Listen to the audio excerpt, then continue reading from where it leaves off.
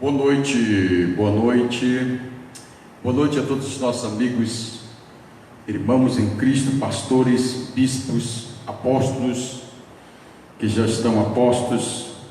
Nós estamos nos organizando aqui agora para ministrar a palavra de Deus, com um tema sobre a família em perigo. Glória a Deus, já temos pessoas ali curtindo, obrigado pela curtição. Vamos orar ao Senhor. O tema que vamos pregar hoje, estaremos pregando sobre família em perigo. Glória a Deus.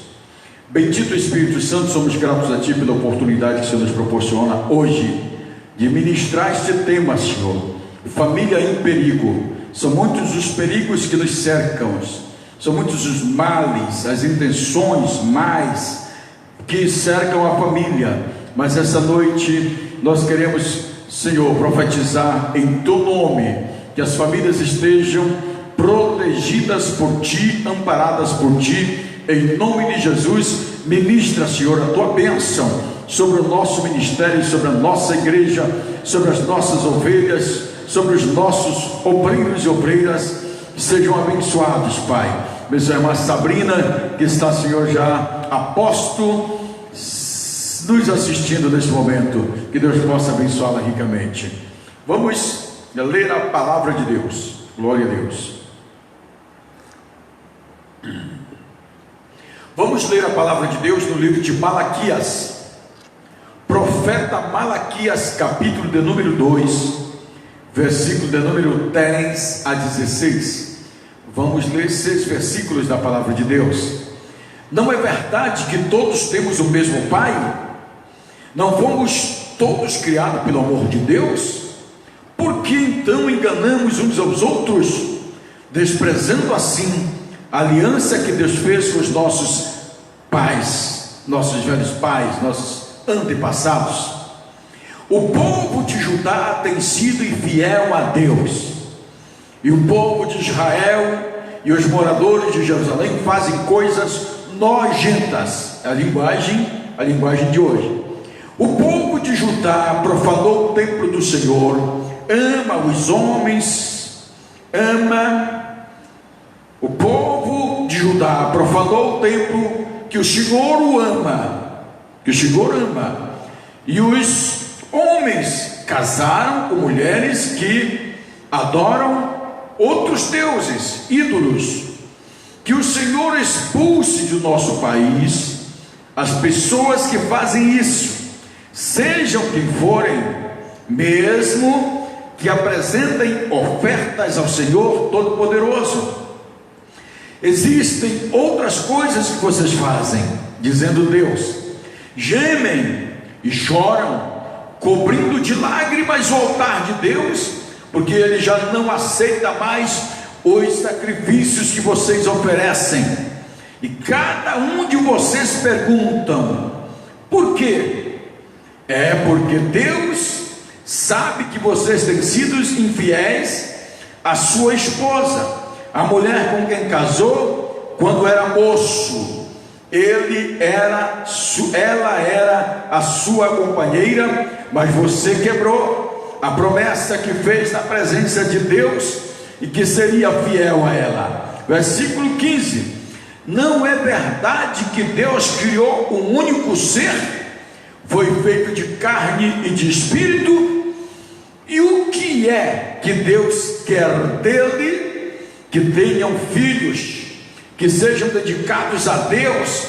Portanto, tenham cuidado para que nenhum de vocês sejam infiéis às vossas mulheres, pois o Senhor Todo-Poderoso de Israel diz: eu odeio o divórcio, eu odeio o homem que faz uma coisa tão cruel assim.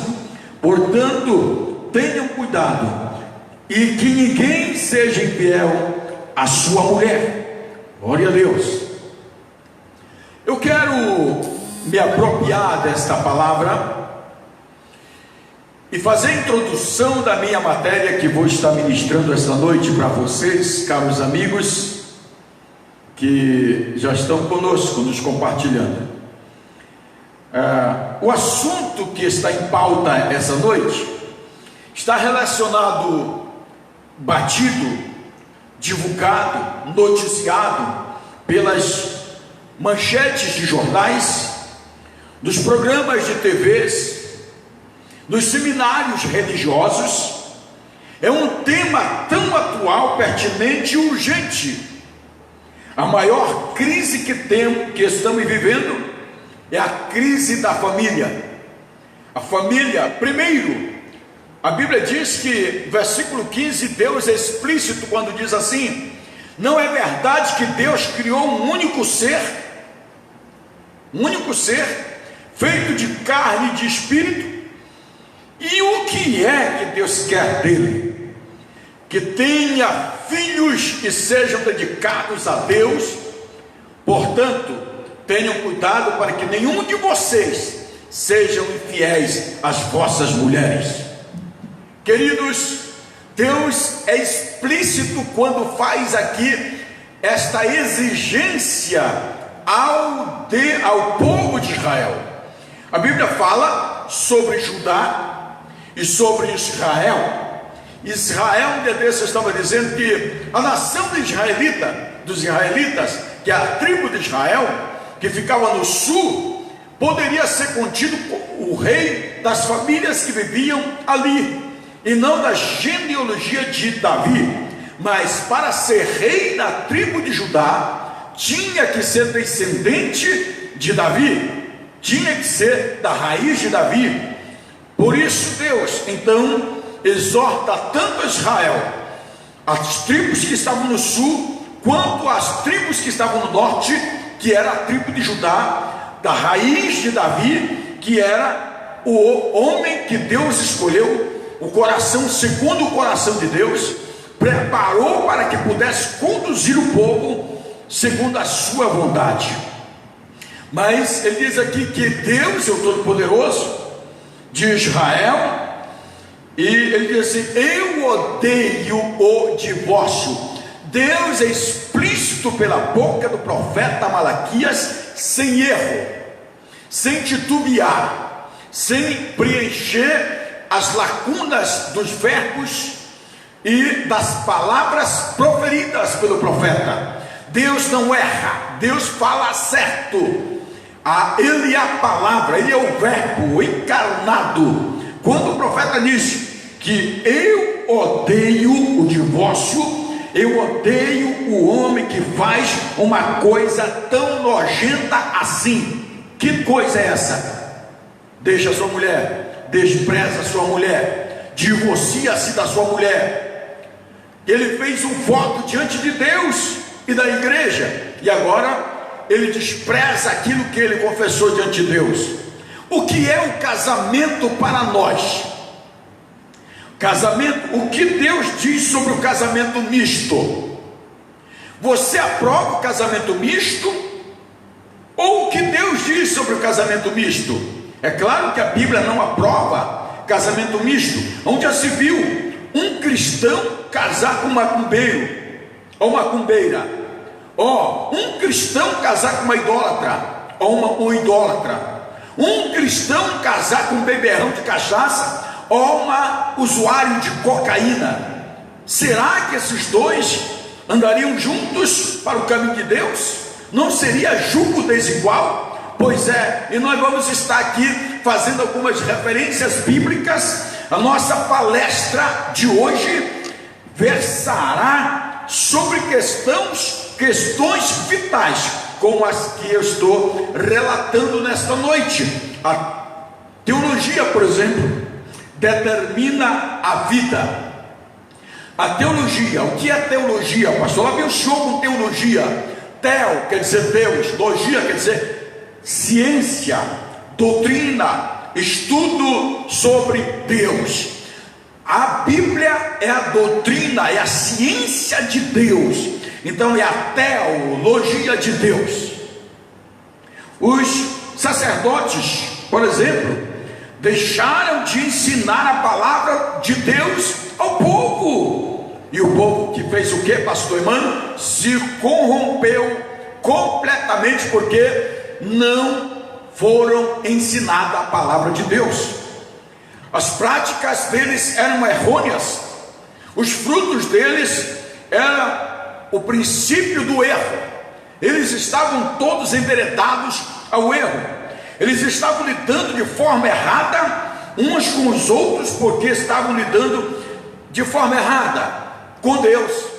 Se eles estavam de forma errada uns com os outros, porque com Deus eles não tinham mais comunhão, com Deus eles não estavam mais andando aos passos de Deus, eles nem estavam guardando a palavra e nem tampouco ensinando a palavra. Não obstante ensinar, mas viver o que se ensina. Glória a Deus, aleluia. A família determina a igreja, a família determina a igreja. Então nós vamos entender aqui, os casamentos mistos estavam pondo em risco a teocracia judaica, a integridade espiritual da nação, e o divórcio estava colocando em risco a integridade da família.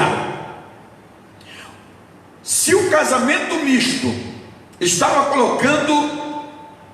comprometendo o risco da teocracia política, estava também colocando em risco a integridade espiritual da nação.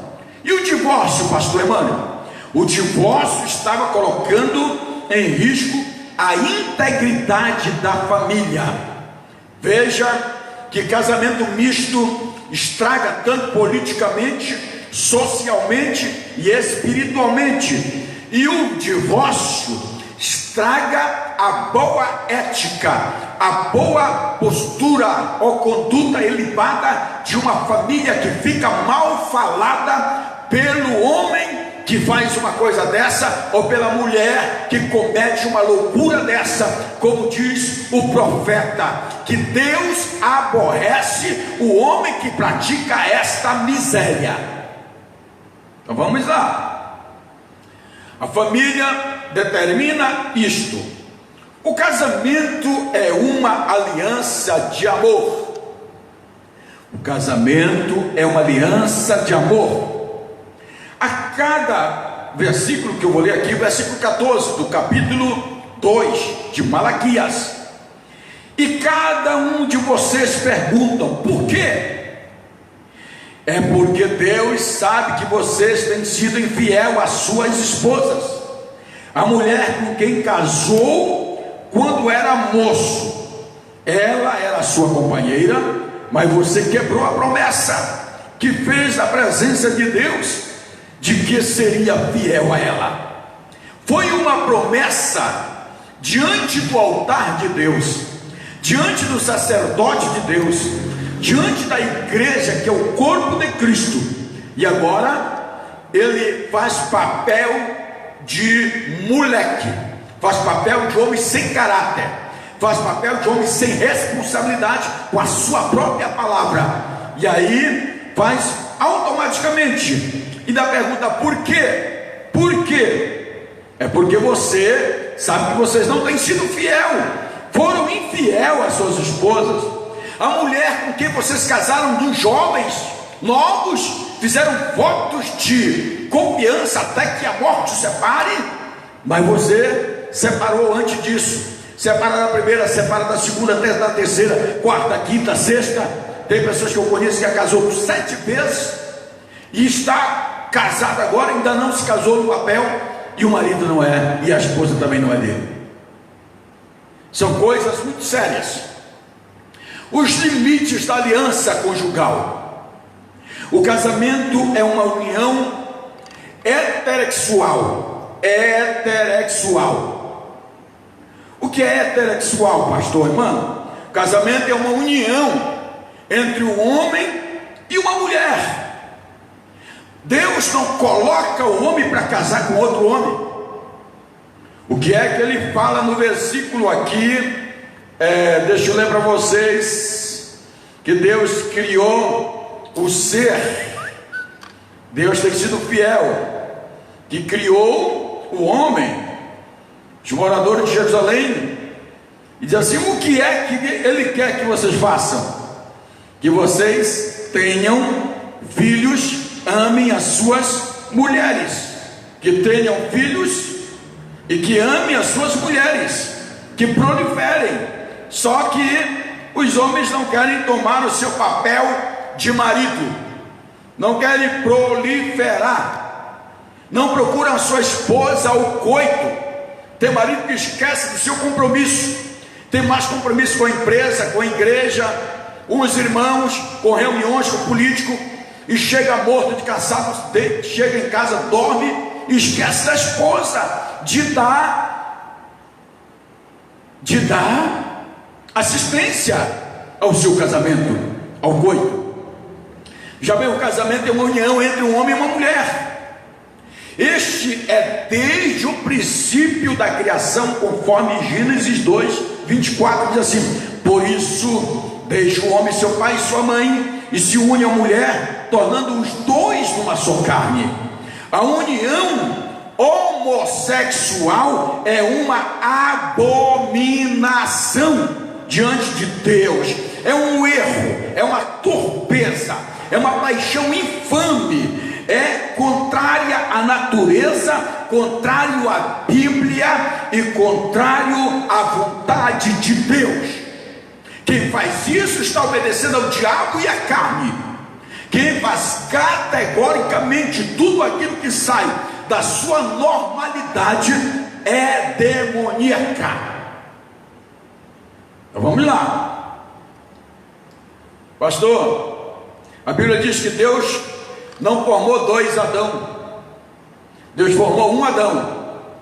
Deus não formou dois Adão para se perverterem no jardim, e nem duas Evas para serem, ao contrário, os usos naturais de um homem com uma mulher.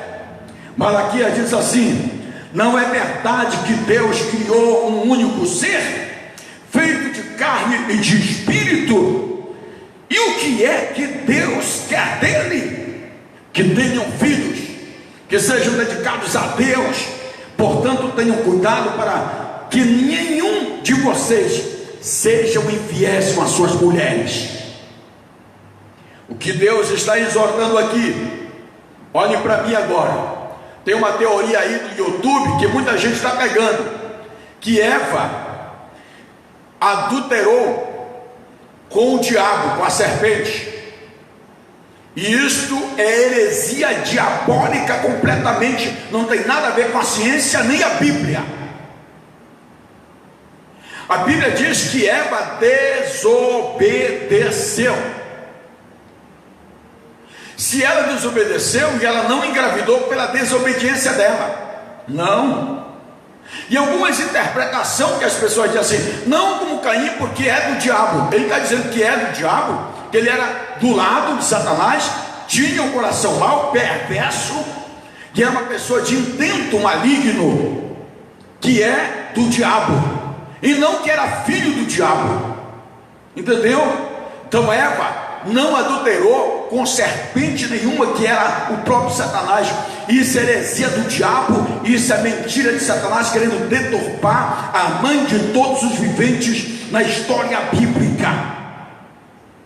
A Bíblia diz que Eva casou com Adão, foi Deus que fez o casamento desse casal, foi Deus a testemunha desse casal, foi Deus quem celebrou a cerimônia matrimonial e discursou a Adão e a Eva e colocou eles casados, marido e mulher, até que a morte os separe. Ele disse: agora tu é carne da sua carne, ossos dos teus ossos. Deixará a mulher, sua família, seu pai, sua mãe, e se unirá ao homem. Ele não disse mulher vai se unir a outra mulher, ele não disse ao homem vai se unir a outro homem. Está na hora desta nação brasileira, de todo homem ler a Bíblia, criar vergonha na cara e ver que Deus quer uma coisa santa, pura, verdadeira, transparente. Glória a Deus. Por que o senhor está falando assim, pastor? Porque eu tenho autoridade para falar isso, e ninguém vai me contestar, ou se contestar, pode me chamar, que nós vamos diante, e vamos lhe chamar de homofóbico, pastor Mano. Então chama Deus primeiro de homofóbico. Então chama a palavra de Deus, quem escreve a Bíblia, de homofóbico. Porque a Bíblia é o mandamento, preceito, lei de Deus idônea. Antes de tudo, a Bíblia está aqui como a carta magna de Deus, como a regra da nossa fé para nós obedecermos a Deus, diz a Bíblia. O casamento é uma união monogâmica. O casamento é uma união monogâmica. Versículo de número 14, que diz assim: e a cada um de vocês pergunta, por quê? Estou repetindo a leitura.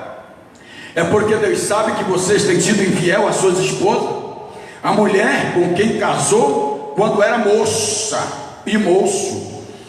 Ela era sua companheira, mas você quebrou a promessa que fez na presença de Deus, de que seria fiel a ela. O homem quebrou a promessa. Olha, queridos, essa promessa tem sido quebrada há séculos e muitos séculos. O casamento é uma união entre um homem e uma mulher. A monogamia foi instituída na criação, selecionada na lei, reafirmada na graça. A audiência da poligamia foi fruto da desobediência e trouxe graves consequências. A monogamia foi criada por Deus. Deus não casou Adão com duas Evas. Deus não casou a Eva com dois Adão, de jeito nenhum. E o que é a bigamia, pastor Emmanuel? Você sabe que a bigamia é aquele que tem mais de uma esposa? Diz a Bíblia, Deuteronômio capítulo 17, versículo 17. Deuteronômio 17, versículo 17. Tampouco multiplicará a esposa para si mesmo. Deus está dizendo, tampouco multiplicarás esposa para si mesmo. Essa palavra multiplicarás está dizendo, não arranje outras mulheres, casa com uma e vive com ela. Não multipliques mulheres para ti, para que o seu coração não se desvie. A razão porque o homem deveria casar com a esposa, para que o seu coração não se desviasse. Nem se multiplicará grandemente para ti pratas e ouro, enriquecendo ilicitamente, para poder sustentar várias mulheres. A primeira bigamia que aconteceu na história bíblica, pelo ato de desobediência, está lá em Gênesis capítulo 4, versículo 19. O nome do bígamo chamava-se Lameque, filho de Caim. Caim, você sabe que começa uma nova genealogia dali para a sua geração, porque é a geração de um homem pervertido, violento, truculento, mau. Mas seus filhos não poderiam carregar a maldição do seu pai. E a Bíblia diz que Lameque foi o primeiro bígamo. Tomou Ada, uma mulher bonita, que o significado do seu nome quer dizer beleza, uma mulher linda. Teve filhos que eram possuidores de gados, eram músicos de harpas e órgão, eram pessoas inteligentes, artistas. Veja bem, eles eram possuidores de gados, grandes latifundiários, agricultores, músicos, tocadores de harpas e de órgãos. Eram pessoas que faziam músicas, cantavam, melodiavam, salmodiavam. E a segunda mulher que Lameque pegou, casou, que se tornou bígamo, foi Zila, ou Zila, que significa sombra. Por que sombra, pastor Emmanuel? Teve filhos, mestre em toda a obra de cobre, de ferro e de ímã. Segundo a história bíblica diz, a arqueologia diz que esses homens foram os maiores cientistas da época, trabalhando com ferro, trabalhando com ímãs, trabalhando com toda a obra de cobre. Eram pessoas inteligentes, criavam artes. criavam coisas arquitetônicas, porque foram cientistas da época. Então por quê? Lameque casou com Ada, que quer dizer beleza, e com Zilá, que quer dizer sombra, porque esses homens mais tarde, os filhos de Zilá, vieram trazer estabilidade para a sua geração. Foram pessoas inteligentes, pessoas que deram proliferação do saber, da ciência, do conhecimento, na arquitetura. Lameque era o quinto da geração de Caim. Ora, podemos calcular que ele pode ter se casado estas duas mulheres e assim ter dado início à poligamia na Bíblia há cerca de 400 anos depois de Caim. Já bem, logo subentende-se que até esta ocasião o casamento era monogâmico, o homem só tinha uma mulher, ou seja, acontecia somente dentre um homem e uma mulher. Este era os costumes comuns, de acordo com o padrão que Deus trouxe até Adão, ainda no jardim do Éden. Gênesis capítulo 2, versículo 22 a 24. Vou tomar mais uma água. Glória a Deus. O casamento poligâmico então continuou a ser praticado por algumas nações, como até hoje algumas ainda praticam, e isso estendeu-se até ao tempo de Abraão e dos reis de Israel ainda mais adiante, até os dias de hoje, por que não dizer. Os homens endureceram seus corações, se tornaram rudes e praticaram coisas nojentas diante dos olhos de Deus.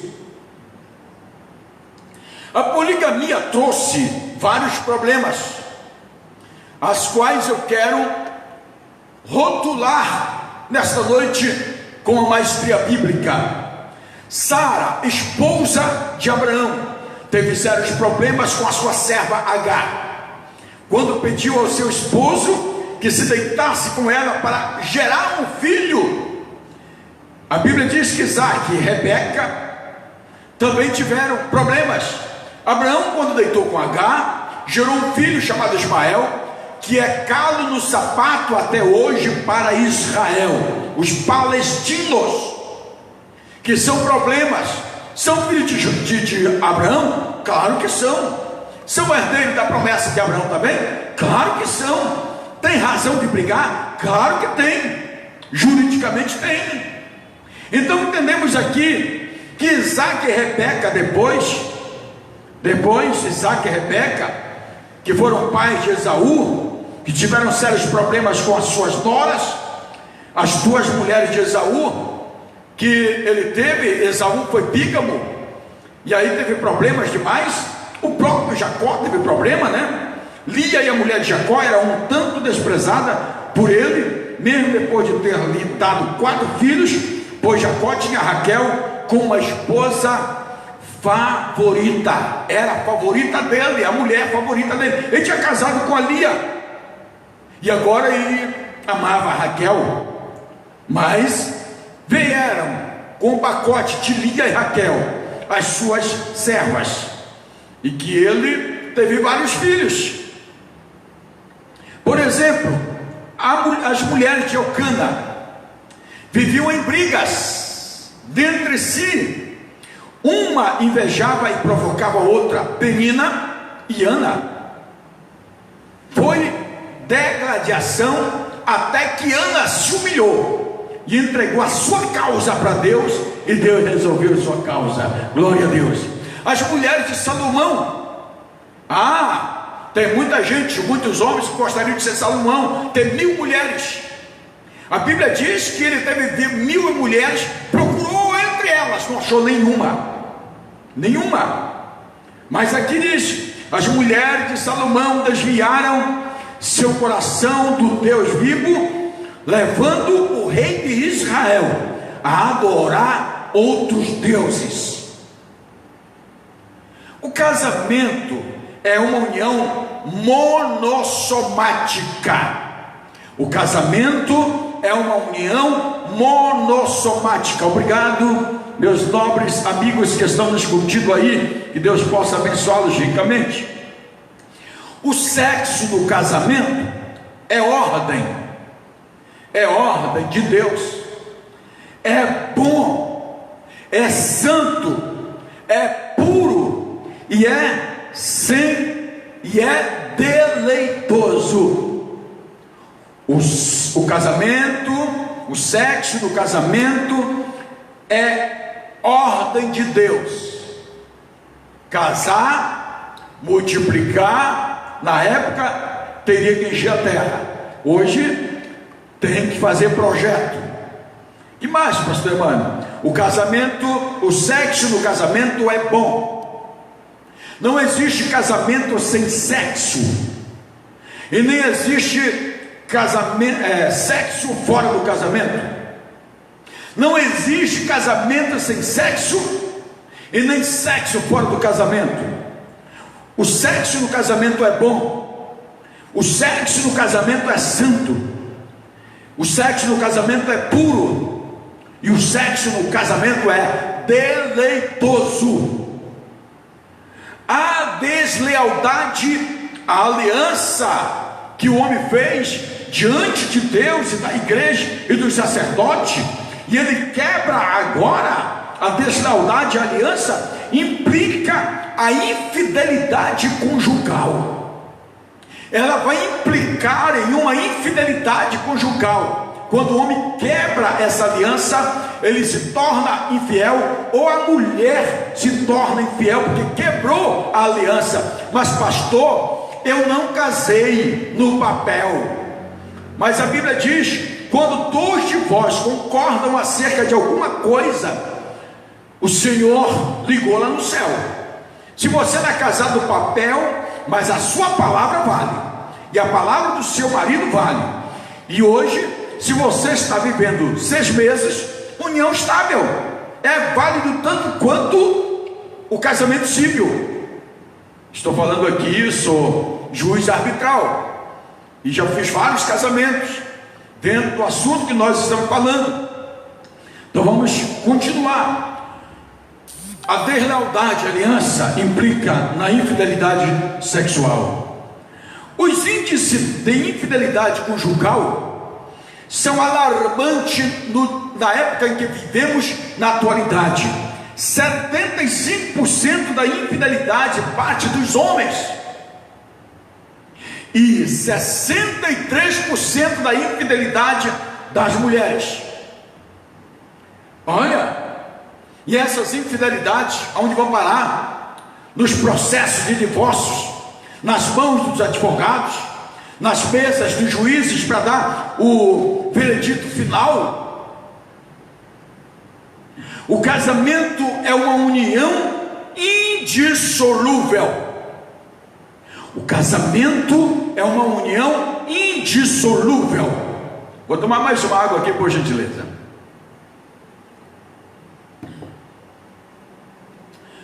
Por que indissolúvel, pastor Emmanuel?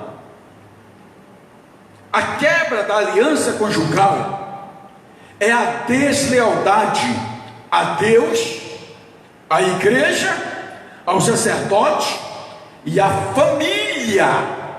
Jesus afirmou que o que Deus uniu, não separe o homem.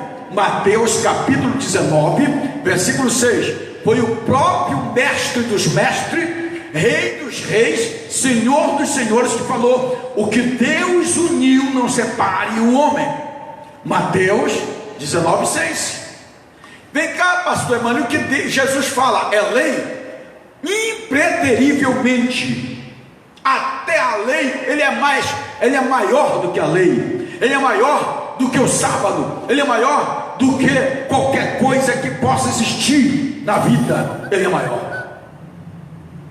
A natureza da aliança conjugal, a natureza dessa aliança conjugal, O casamento é uma aliança voluntária de amor entre um homem e uma mulher. Falando nisso, no próximo sábado eu vou celebrar aqui a cerimônia do casamento matrimonial. E quem quiser casar online vai estar casando, e eu vou, depois mande seu endereço que eu mando para você o certificado de casamento para você, a certidão de casamento. Então vamos lá. O casamento não é compulsório, ou seja, a compulsoriedade é aquilo que obriga você a pagar.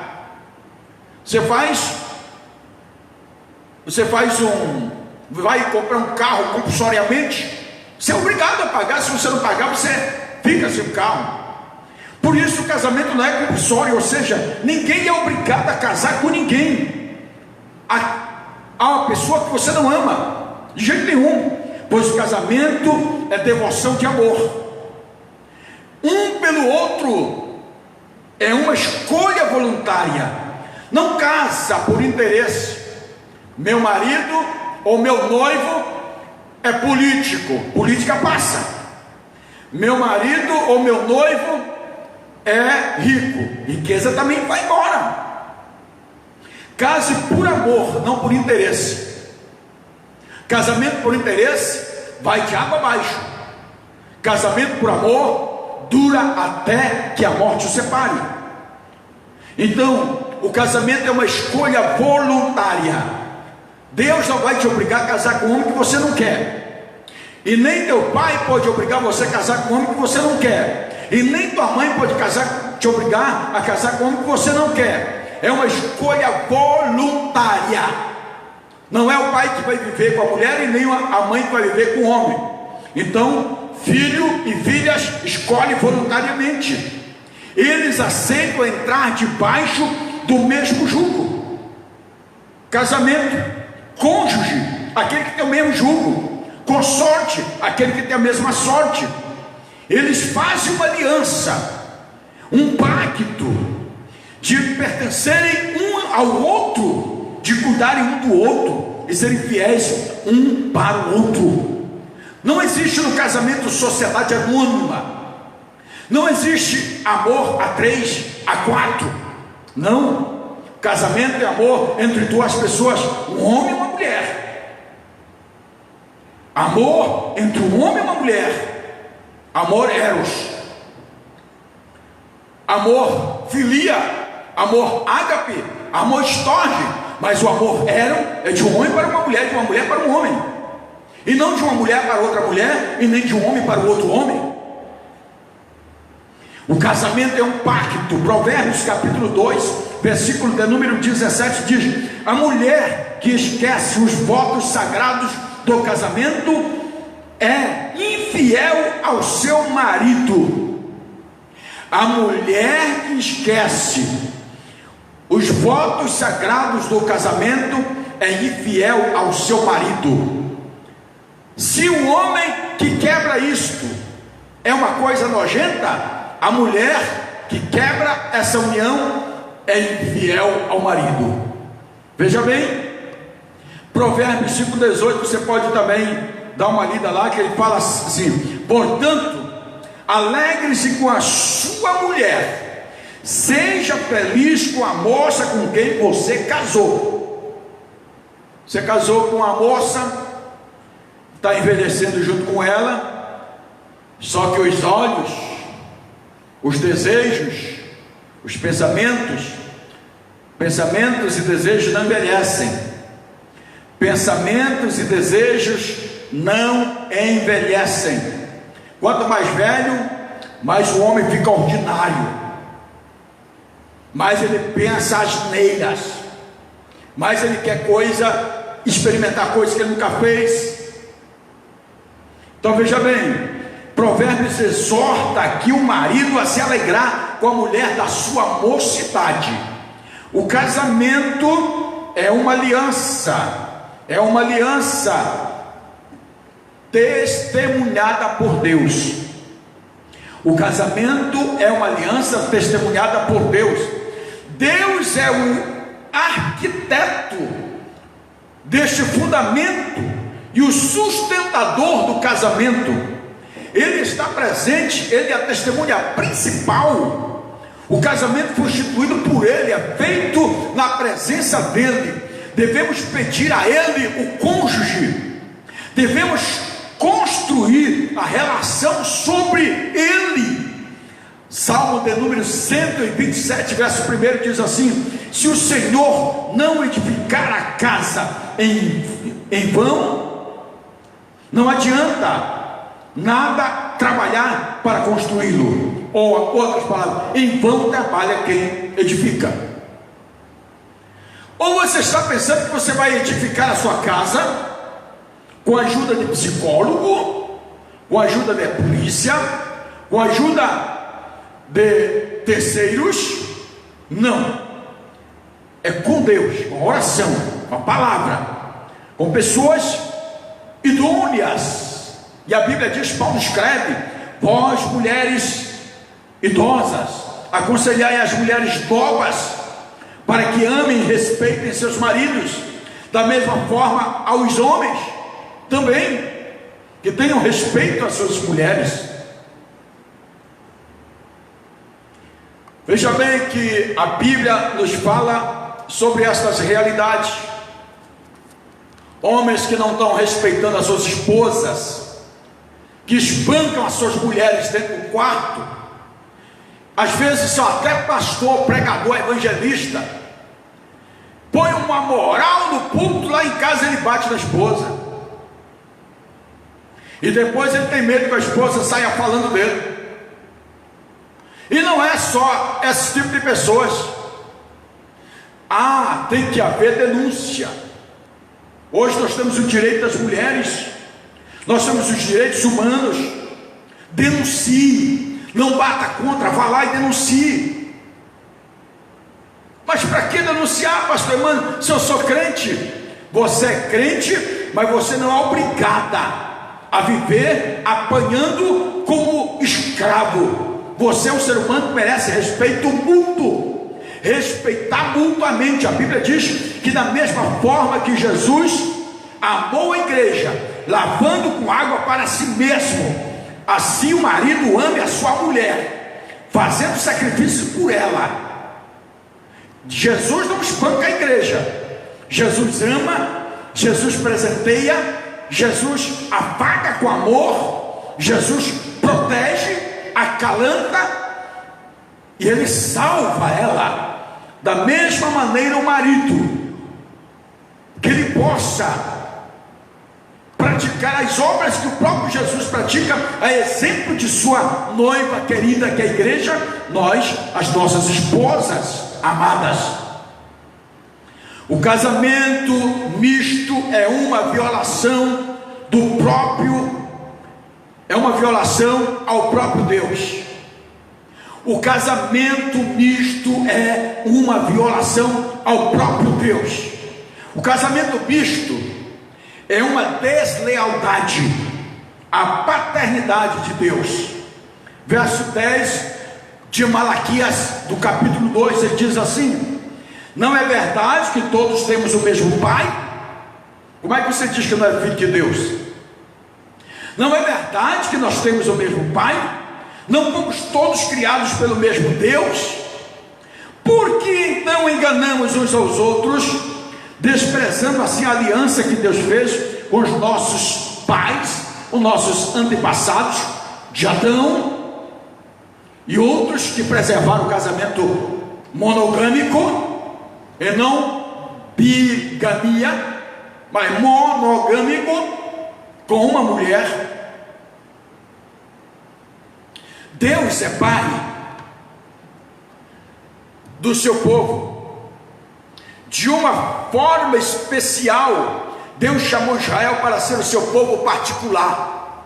Oséias 11, versículo 1 diz assim: a respeito do povo de Israel, o Senhor Deus diz: quando Israel era criança, eu já o amava e o chamei o meu filho que estava na terra do Egito.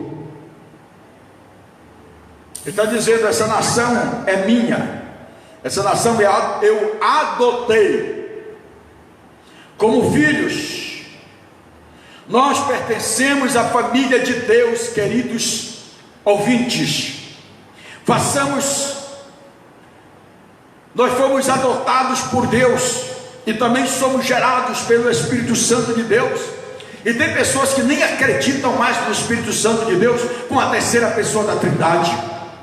Deus fez conosco uma aliança de ser o nosso Deus e nós, o seu povo para sempre. Ele requer de nós fidelidade, fidélité, como on dit en français, fidelidade. O casamento misto levava à idolatria, e adoração de outros deuses. Era uma espécie de infidelidade conjugal com o Deus da aliança. Era uma traição de uma quebra de aliança, não só conjugal, mas espiritual, como eu falei e frisei no início, que ela quebrou, o casamento misto quebrou a aliança espiritual da nação com Deus, e quebrou a monarquia, e o divórcio veio trazer, vilipendiar, vulnerabilizar a família. Êxodo capítulo de número 3, 34, versículo 11 ao versículo 16,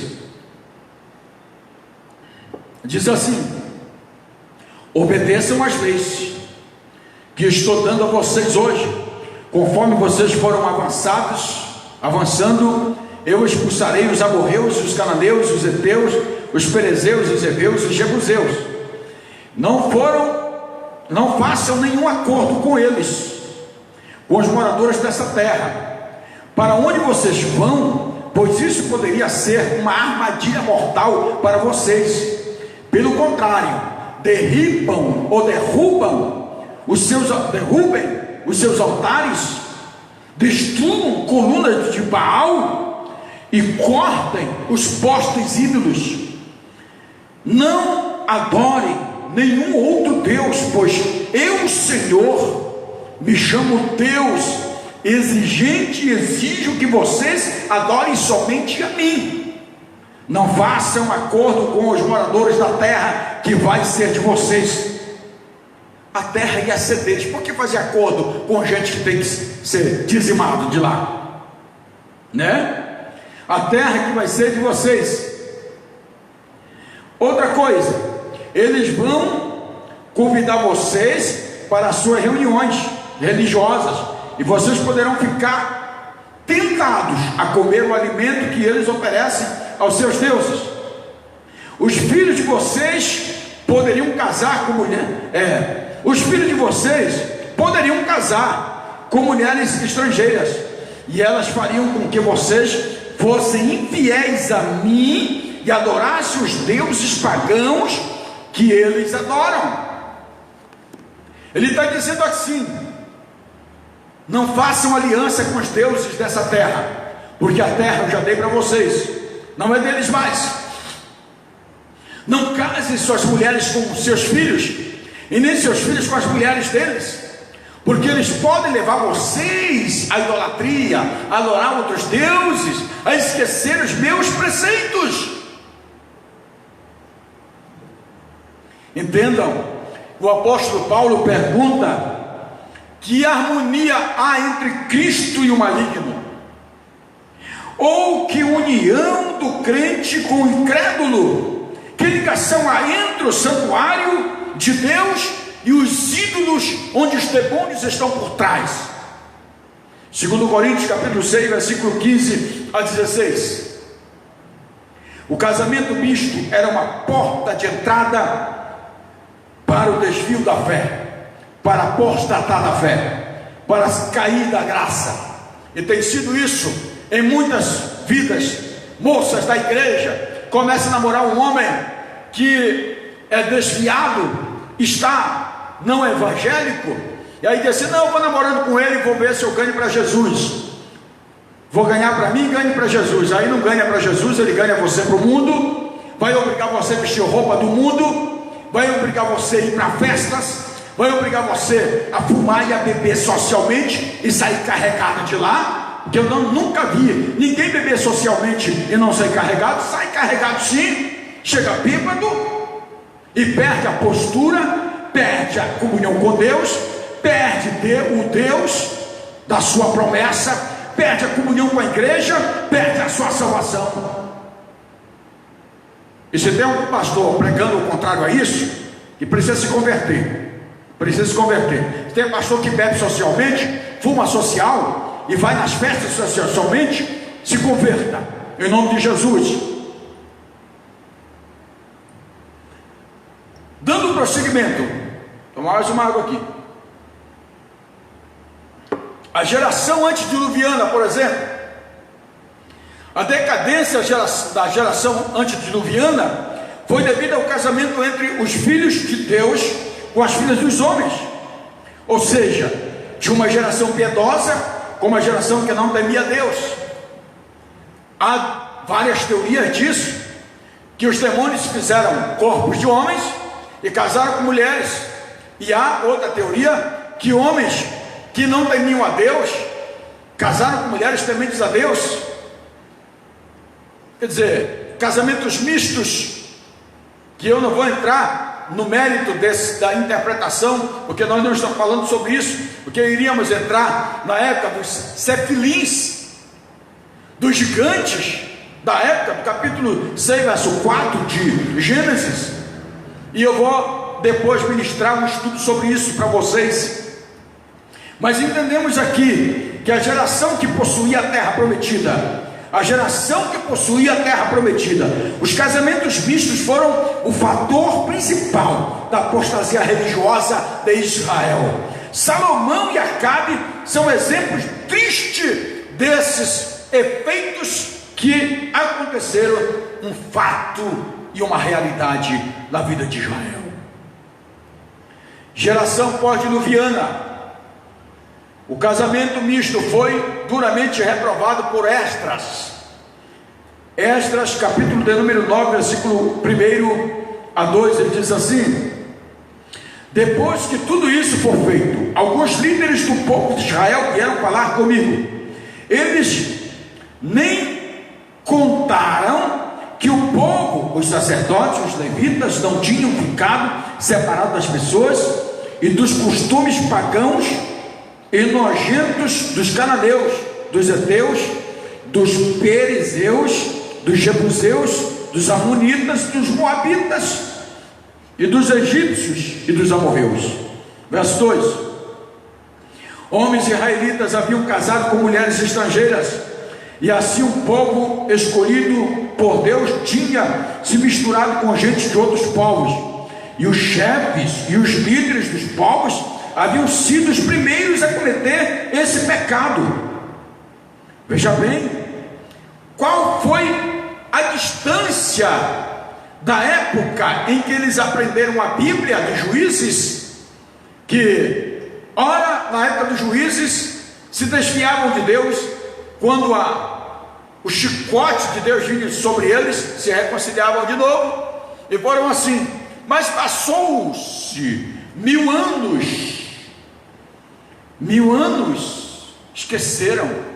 Os homens, principalmente os sacerdotes, os líderes, casaram com mulheres, que diz aqui, mulheres que a Bíblia, pagãos, nojentos, costumes nojentos dos pagãos cananeus, dos heteus, dos perizeus, dos jebuseus, dos amonitas, dos moabitas, dos egípcios e dos amorreus. Eram costumes paganizados, sacrificavam seus próprios filhos ao demônio.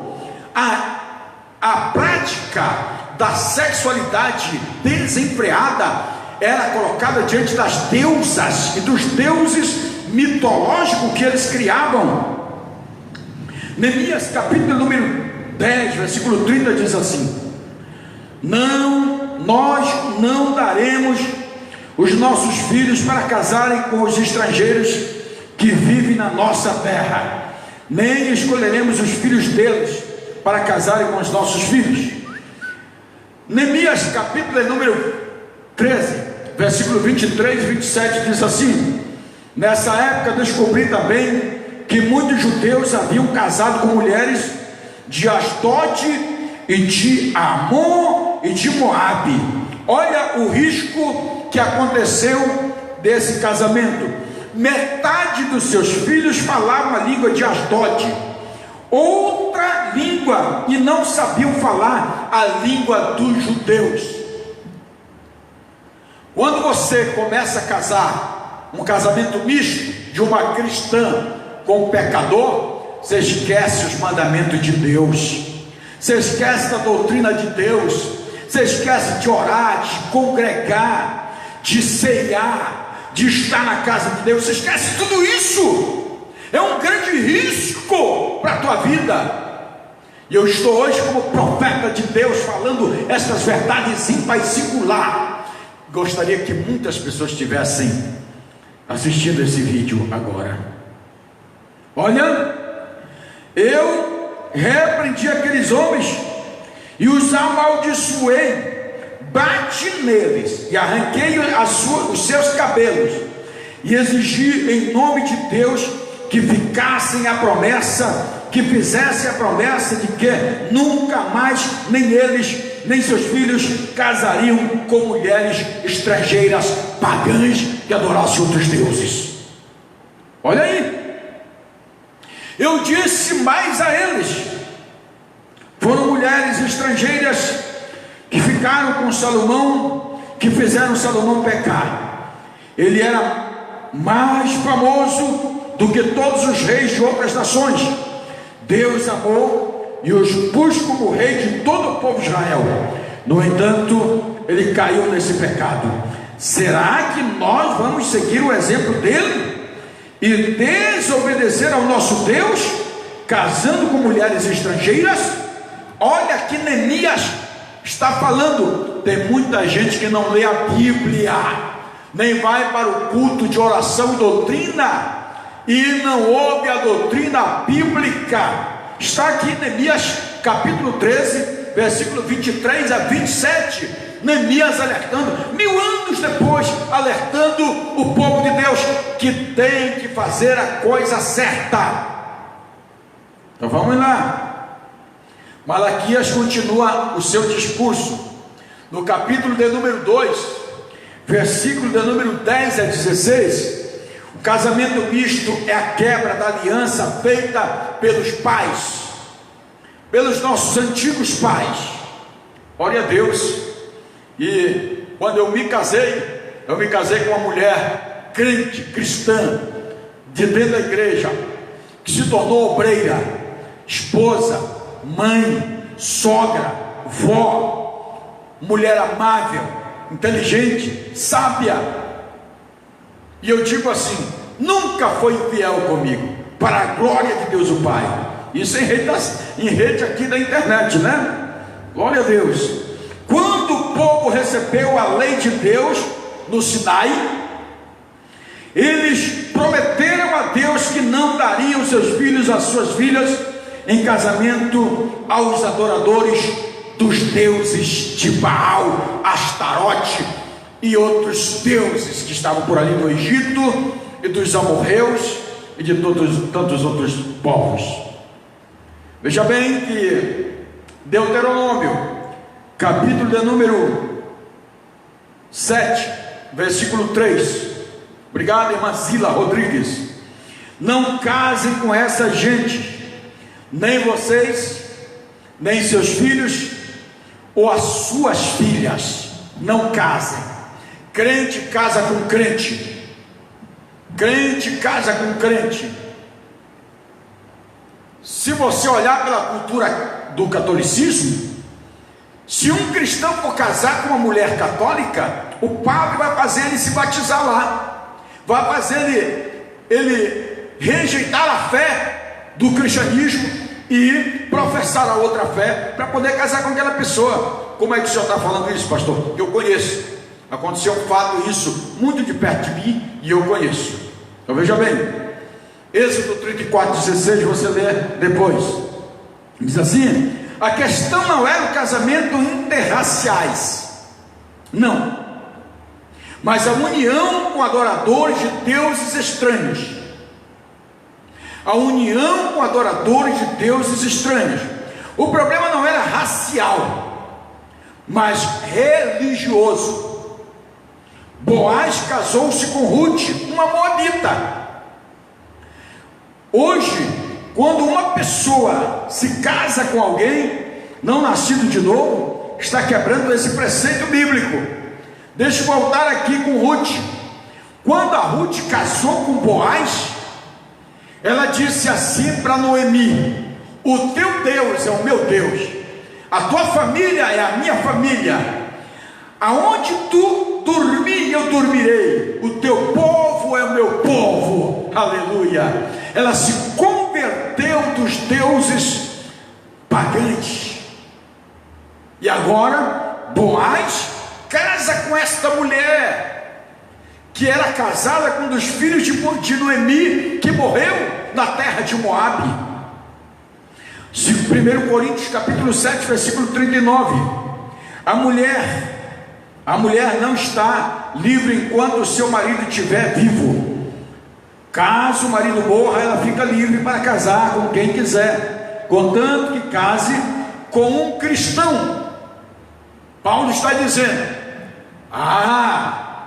mas hoje as mulheres não querem casar com um cristão, querem casar com um cabra atlético, musculoso, cheio de academia. Então procura um homem santo, responsável, e casa com este homem, e ele vai dar conta de você. Obrigado, meu amado. 2 Coríntios capítulo de número 6, versículo 14 ao versículo 17, diz assim: não se juntem com descrente para trabalhar com eles. Olha, é sério a linguagem de hoje, o que Paulo está dizendo. Não se ajuntem com descrente para trabalhar com eles. Por quê, pastor Emmanuel? Pois como é que o certo pode ter alguma coisa com o errado? Como é que a luz e a escuridão podem viver juntas? Verso 15: como podem Cristo e o diabo estar de acordo? Ou o que é que o cristão e um descrente têm em comum? Nada. Que mais? Que relação pode haver entre o templo de Deus e os ídolos?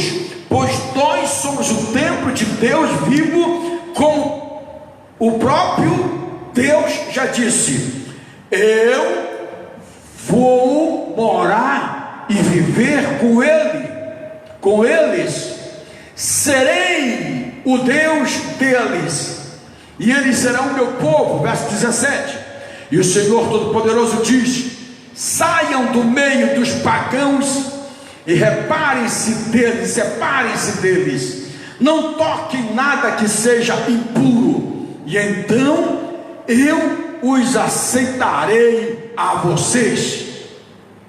Glória a Deus. Casamento misto implica na infidelidade a Deus, porque atenta contra o propósito da família viver para a glória de Deus. A família devia ser colocada em que a vida com Deus, a imaginada, deveria ser aprendida e praticada. Vamos lá, Deuteronômio capítulo 11, versículo de número 9: e não deixe de ensiná-los aos seus filhos, repitam essas leis em casa e fora de casa, quando se deitarem e quando se levantarem. Era para inculcar os filhos. Hoje os filhos vão crescendo, e aí diz assim: se tem caso a senhora quer mandar em mim, é claro que eu disse agora, não escolha, a escolha é voluntária da moça com o rapaz, mas escolha pessoas crentes, para que você não tenha julgo desigual. Quando você tiver um filho, o marido quer levar para o padre lá fazer aquela crismação, sei lá como é, e você quer trazer a igreja para o pastor apresentar, e aí vai haver briga, discussões, desentendimentos afogueados, é julgo desigual. Para que isso não aconteça, Você tem que casar com um homem que é crente e tem que ensinar para nossos filhos isso. O casamento misto implica infidelidade. Veja bem, a vida cristã deve ser vivida exclusivamente para a glória de Deus. O casamento é uma demonstração do casamento de Cristo com a igreja. Aleluia! O lar precisa ser uma igreja santa, adorando a Deus santo. Uma casa dividida não pode prevalecer. Adorarão dois juntos se não tiver de acordo entre si? Andarão não, não andarão. Andarão dois de acordo se não tiverem acordo entre si? De jeito nenhum, né? Então veja bem, porque conspira, o casamento misto conspira a criação dos filhos no temor do Senhor. Que mais? O casamento misto tem grande dificuldade na criação dos filhos, na disciplina e na demonstração dos filhos na presença do Senhor. Zila Rodrigues: estou orando para Deus preparar uma pessoa crente, pois hoje eu estou livre para casar novamente. Peço oração. Pastor Emmanuel, está abençoada minha irmã. Olha na igreja, vê o homem que você deseja casar com ele, se ele estiver livre, se ele for solteiro, responsável. Se você gostar dele, ele gostar de você, Deus confirma isto. Não existe santo casamenteiro profetizando que você vai casar com João, com André, com a Maria, com a Benedita. Isso é balela. É o homem que escolhe, a mulher que escolhe, e Deus confirma o casamento e abençoa, diz a Bíblia. Continuando a minha palestra, porque conspira com a criação dos filhos no temor do Senhor. Efésios capítulo 6 verso 4 diz assim: pois não tratem os seus filhos de um jeito que faça com que eles fiquem irritados. Pelo contrário, vocês devem colocá-los com a disciplina e os ensinamentos cristãos. Que é isso? Você não vai namorar com aquele descrente porque ele não presta esse aquilo. Não, negativo. Você não vai fazer isso não. O que é que você vai fazer? Ensinar o teu filho ou a tua filha que para ter a bênção de Deus e ser prósperos, precisam casar com pessoas que são evangélicas, crentes, que professam o mesmo Deus, que não tem jugo desigual. Glória a Deus. Os filhos passam a falar meio asdoditas. Que é isso? Neemias 13:24, eu li ainda agora, que porque os pais casaram com mulheres estranhas, mulheres de outros países, que adoravam outros deuses, que falavam outras falas, esqueceram de falar a língua judaica, o grego, o hebraico, esqueceram de falar o hebraico, esqueceram de falar a língua judaica, esqueceram de seus deuses, das doutrinas, e agora seus filhos não sabiam falar, só falavam a língua dos adoditas.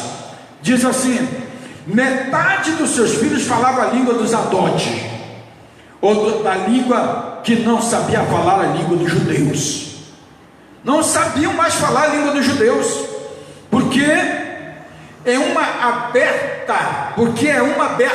abertura para a desobediência ao mandamento de Deus. O casamento misto é uma abertura à desobediência aos mandamentos de Deus, porque é Deus que manda o homem casar com uma mulher da sua nação, da sua religiosidade, da sua espiritualidade. Veja bem, tanto no Antigo Testamento como no Novo Testamento, a ordem de Deus é clara. O casamento misto não faz parte do projeto de Deus para o seu povo. Segundo Coríntios 6, onde eu li, versículo 14 e 17, o casamento misto é um alvo certo do juízo de Deus. A desobediência traz juízo. Deus não permite a desobediência. As consequências podem ser amargas para aqueles que entram na contramão da vontade de Deus. A linguagem faz lembrar o juízo que atingiu Eli, cuja família foi eliminada retirada do sacerdócio por causa da sua negligência, por causa da maldade cometida por seus 2 filhos. Seus 2 filhos se tornaram pervertedores das fé. Eles furtavam as coisas de Deus. E ali, que era o sacerdote, era conivente, porque não fazia justiça, não corrigia seus filhos. Tem muitos pais hoje, pastores, sacerdotes, que seus filhos cometem loucura, deixam suas esposas, deixam a fé. Quando ele está deixando a sua esposa, está deixando a comunhão com Deus também, porque você fez uma aliança diante de Deus, da igreja e do sacerdote. E quando você se separa da sua esposa, você quebrou a aliança espiritual, e quebrou a aliança e vulnerabilizou aquela família. É isso que Deus está dizendo. Deus cobrou caro de Eli. Eli morreu, seus filhos morreram, sua nora morreu, nasce um filho herdeiro chamado Icabô, que quer dizer, foi-se a glória de Deus da vida de Israel. É isso que você quer, deixando a sua esposa, se separando dela, se divorciando. A glória de Deus vai sair de você, que você quebrou a aliança espiritual, quebrou a aliança conjugal, quebrou a aliança familiar, quebrou a aliança de todas as paternidades. O divórcio é uma quebra da aliança conjugal. O divórcio é uma quebra da aliança conjugal. A natureza do divórcio não foi instituída por Deus. O divórcio não foi instituído por Deus. Deus regulamentou o divórcio, mas não instituiu. Deus não instituiu. Ele não criou. Deus instituiu o casamento e não o divórcio. O casamento é fruto do coração amoroso de Deus. O divórcio é fruto do coração endurecido do homem, do coração pervertido do homem, do coração mau do homem, que não tem amor pelos filhos, não tem amor pela esposa, não tem amor pela sua vida, nem pela sua vida espiritual. O divórcio não é da vontade de Deus. Malaquias capítulo 2, verso 16 diz assim: porque o Senhor Deus de Israel diz que aborrece o divórcio, e aquele que encobre a violência com as suas vestes, diz o Senhor dos exércitos. Deus aborrece o divórcio e aquele que esconde a sua maldade, que não confessa e deixa. É isso que ele está dizendo. Embora o divórcio seja permitido em caso de infidelidade e abandono, ele não é obrigatório. Ele é um resultado da dureza do coração do homem e da mulher. Melhor que o divórcio é o perdão e a restauração do casamento. O perdão é maior, pesa mais, tem mais peso, tem mais responsabilidade, tem mais valor, tem mais seriedade do que o divórcio. Quando você perdoa, você anistiou o seu devedor, e você passa a amá-lo novamente. Glória a Deus. Veja bem, o divórcio é a quebra de uma aliança feita na presença de Deus. Versículo 14 e o versículo 15 do capítulo 2 de Malaquias. O divórcio é a apostasia do amor. O divórcio é a apostasia do amor. Você trocar o amor da mulher da sua mocidade por outra mulher. Você deixar a mulher da aliança que você fez diante de Deus e com Deus por outra mulher. Você pecou diante de Deus, você pecou diante da sua esposa, e agora o que faz com que você possa então reverter essa situação? O perdão. O perdão. Que mais, pastor Emmanuel? O divórcio é rejeitar alguém que um dia foi desejado. Você desejou veementemente aquela esposa, aquela noiva. Você fez o juramento diante do sacerdote de Deus e da igreja. Amou, e o sacerdote quer que a morte o separe. Você a beijou, que selou com beijo a aliança diante de multidões. E hoje você quebra diante do advogado, diante de um juiz, dizendo que não quer mais viver com a mulher da sua mocidade. Quebrar a aliança simplesmente é muito fácil. Isso é coisa nojento para Deus, diz a Bíblia. É descumprir com professas feitas na presença de Deus. Malaquias diz que é quebra de aliança com a mulher da tua mocidade, com a tua companheira, com a mulher da tua aliança. A causa do divórcio é o pós, a falta de cuidado de si, do cônjuge. O casamento é como uma conta bancária. Se sacarmos mais do que depositamos, vamos à falência. Se investirmos mais do que no casamento, teremos menos divórcio. Se nós investirmos mais no casamento, temos menos divórcio. Mateus capítulo 19, versículo de número 3 a 9.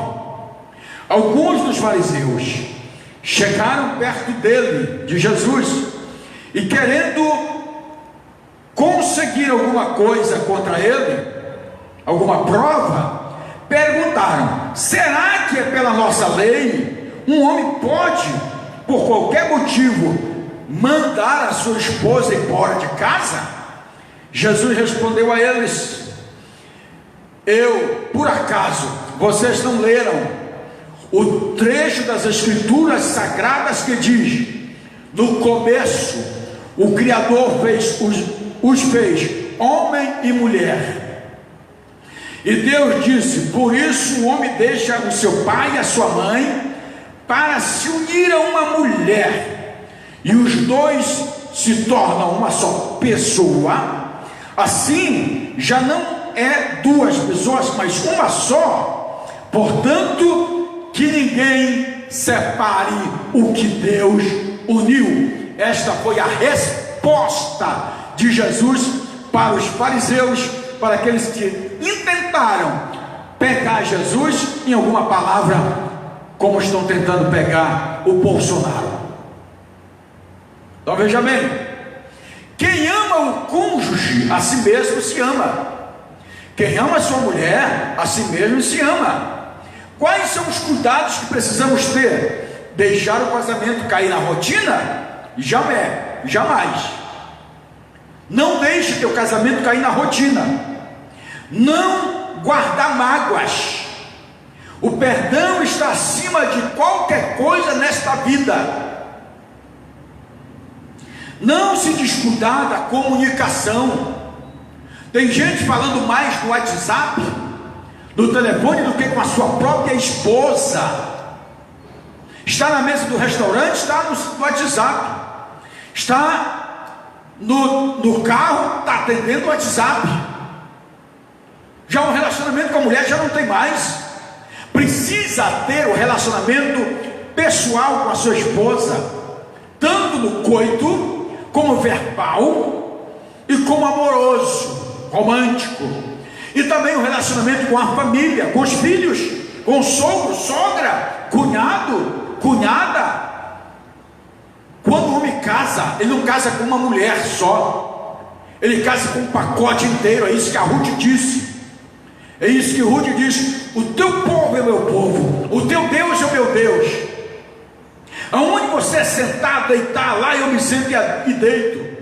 É o pacote todo. Veja bem, não administrar sabiamente as questões financeiras. Procure administrar suas questões financeiras, que é outro fator que leva a pessoa a ter brigas afogueadas no casamento, gastar desnecessariamente.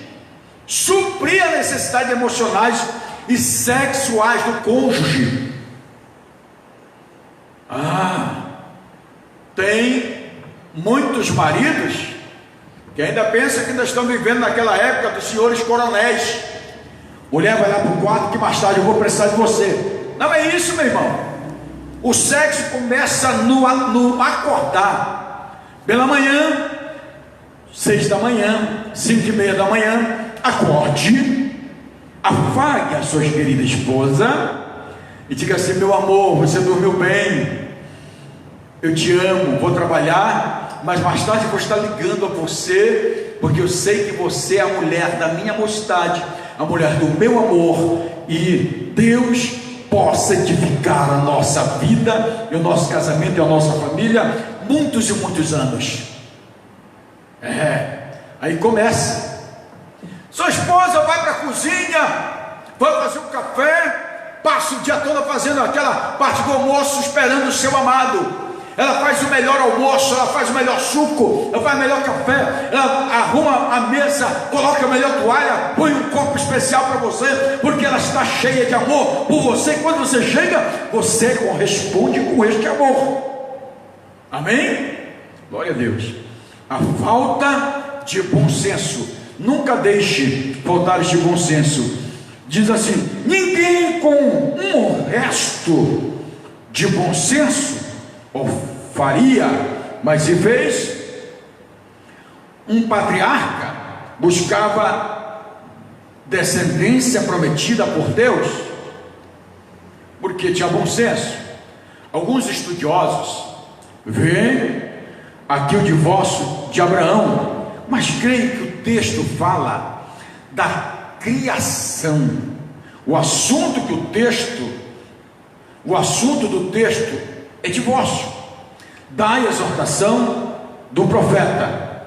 Veja bem, o que o profeta diz: portanto, cuidai de vós mesmos. Portanto, cuidai de vós mesmos. E ninguém seja infiel para com a sua mulher da sua mocidade. Antes de divorciar, uma pessoa precisa ter bom senso para pensar nas consequências espirituais, consequências emocionais, consequências econômicas, consequências de filhos, consequências para a igreja e consequências da família. As consequências do divórcio provocam profunda dor na pessoa abandonada. Olha aqui no versículo 13, diz assim: existe uma coisa que vocês fazem, gemem, choram, cobrindo de lágrimas o altar de Deus, porque ele já não aceita mais o sacrifício que vocês oferecem. Por que será que Deus não está aceitando? Porque foi infiel a mulher, quebrou a aliança. E aí eu acho assim: não quer ser pastor de novo, meu irmão, não quer ser pastora de novo, fica trocando de marido e de mulher, e acha que Deus vai responder, meu irmão. Esse choro era de homens que se chegavam a Deus sem ter suas orações respondidas, e também das mulheres abandonadas. Quando as esposas abandonadas iam ao altar, derramavam suas lágrimas, e isso tocava o coração de Deus, no ponto dele não aceitar as orações do marido que as abandonaram. O divórcio dói mais do que o luto para o cônjuge e para os filhos. O divórcio dói mais do que o luto para a esposa e para os filhos. O que diz o profeta? Não é verdade que Deus criou um único ser feito de carne e de espírito? E o que é que Ele quer deles? Que tenham filhos, que sejam dedicados a Deus. Portanto, tenham cuidado para que nenhum de vocês sejam infiéis às vossas esposas. A poligamia e o divórcio não são contundentes à criação dos filhos do temor de Deus. Em última instância, essa prática não era proveitosa para obter a semente piedosa na árvore genealógica do Messias prometido. Provoca quebra de comunhão, com Deus na pessoa que a abandonou. Veja, verso 13: cobriu de lágrimas o altar de Deus, porque eles já não aceitam mais os sacrifícios de vocês, que vocês oferecem. Os contemporâneos de Malaquias, quando Deus não aceita mais o ofertante, ele rejeita a oferta. Se Deus não aceita o ofertante, a oferta também não é aceitável. Só que tem gente aí, tem igreja para todo membro. É divorciado, vem cá, traz teu dízimo. É do dízimo que nós precisamos, nós te aceitamos sim, de qualquer jeito. Esse pastor precisa se converter, aceitar Jesus de novo e ler a Bíblia e se discipular. Primeiro capítulo de Malaquias, Deus recusa-se a aceitar sacrifícios porque os animais eram defeituosos. Sacrifícios defeituosos, ofertas defeituosas, com interesse de se promover, com interesse de ser promovido, de se beneficiar, são ofertas defeituosas diante de Deus. Isso é pecado e Deus rejeita. Glória a Deus. Salmo 66:18 diz que há iniquidade no coração, Deus não ouve as suas orações.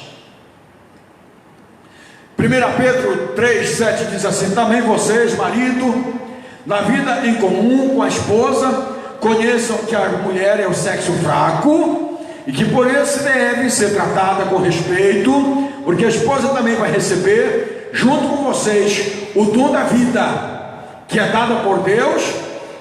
Haja assim para que nada atrapalhe a oração de vocês.